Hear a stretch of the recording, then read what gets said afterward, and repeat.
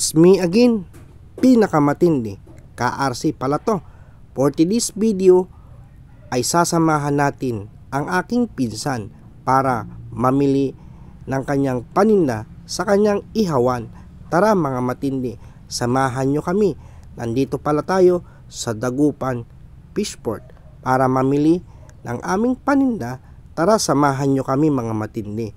Una, ang gagawin natin ay mamili tayo ng magaganda at sariwang mga isda at hanapin natin yung ating mga suki para may discount tayo mga matindi. Para masulit natin yung mga binabayad nyo mga matindi, pumili tayo ng mga malalaki at mga sariwang isda para pag binili nyo mga matindi, sulit ang ibabayad ninyo.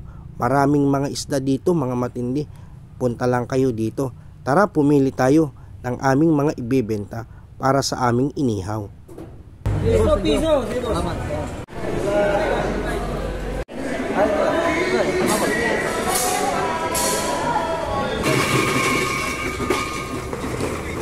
Hello.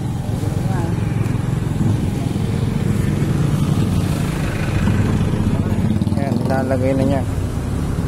Parang kilo. Tampurang kilo pa. Pulasat. Mapwede nga yung presyo yung sasa.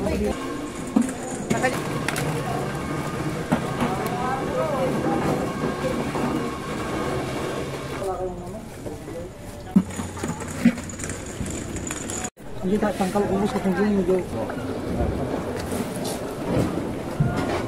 Dobre. Buto ka mo rin. Opo. Sila mo yan.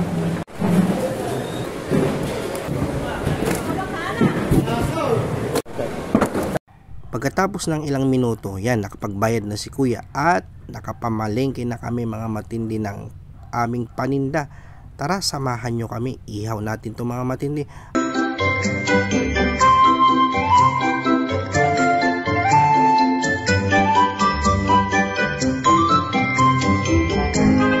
Bilhin na kayo.